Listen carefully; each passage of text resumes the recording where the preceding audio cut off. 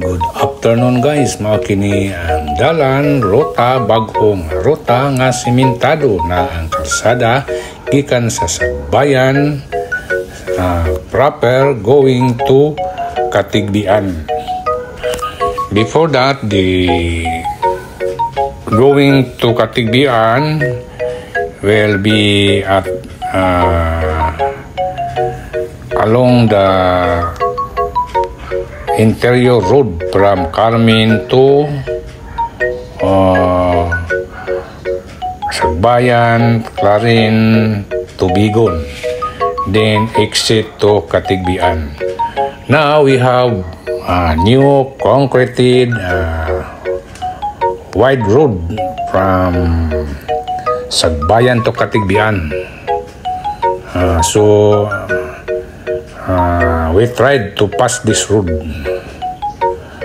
You see, it is concreted. Maybe it is now 1 year or 2 years after.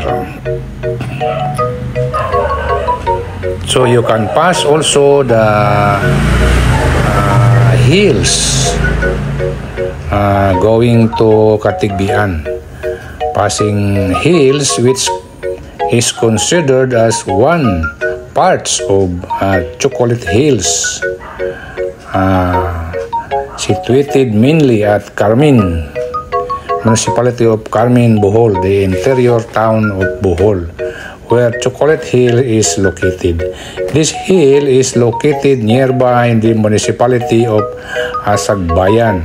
Can be seen along the road from Sagbayan to Katigbian, on the right side and on the left side. So this hill listed as one of the 1,300 plus Chocolate Hills counted at Carmen. So this road is okay, passable. There are two bridges. The first creek you have to pass on to Katigbian. So this is the shortcut one, a bit shorter than the first route from Sagbayan to Clarin to Tubigon. This one is a shorter one. It will go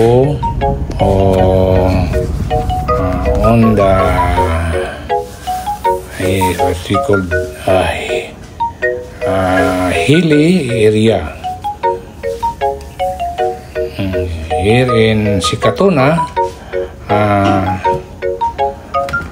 Katigbian, also you can see the mosque of our Muslim brother, the church of the Muslim brother called as mosque. So guys, don't forget to subscribe my YouTube channel, likes and share, hit the notification bell so that you will be notified once another video is uploaded. So now I updated to you new roads, concrete road going to Katigbian. This one better one. The one going to Bigon, the right side. This one going to Katigbian, passing Sikatuna. That is the municipality of Sikatuna building, municipal hall building. So the road is concreted, very nice now. Before it was difficult to pass, and now it is already accessible. So business and the capitalist is coming to boost their economy. the one, very nice. So you can earn about a half hour on the other route than this one. So going to Tagbilaran, you can also pass this one from Sagbayan, Sikatuna, Katigbian, Balilihan, Cortes, then Tagbilaran City. This is the shortest route when you take along the seaside, the northern side, or you will take also the interior part, passing Carmen, Chocolate Hills, then Batuan, then going to Lubok, Lila, then Tagbilaran. Much longer than this one. So this one, you can have also, if you feel hungry, you can buy bread from Jojis at Katigbian. You can take your snack or coffee,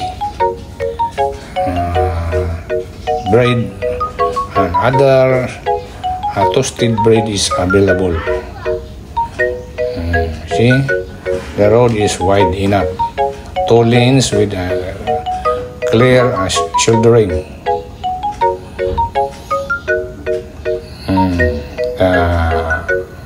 When it is danger zone, they put guardrail, and that one is guardrail, yellow one, look alike rubber protection for if in case of any unexpected accident may happen, that it will hit. So that one on the hillside where the cut is introduced, they provided support and incline riprap to stabilize the condition of the soil so that it will not be eroded. You can see here, very nice. When the access road or is available, the people are easy to transport their or carry their product to the market with a good and better price. You can sell it personally at the market because the road is accessible. They can convey as easy as they can, as fast as they can, so they can demand their own market. That green is signboard going to Tubigon. So this is now approaching the municipality of Katigbian.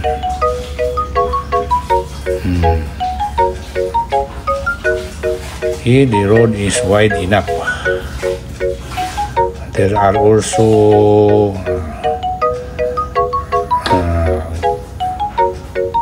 stations for gasoline, diesel, and others for the SUV, EUV, and the heavy trucks moving.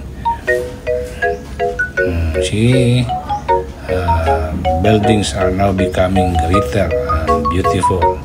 So this is now the place, the town proper of Katigbian. That is the marketplace.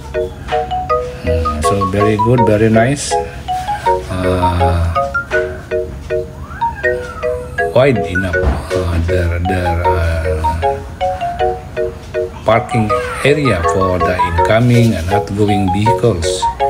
That is at Jojis Bread House, located at Katigbian, Bohol, where we bought our snacks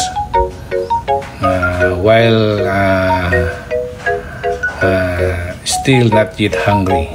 in preparation of for the travel. So guys, thanks for watching, for being with me. Have a nice day. God bless everyone.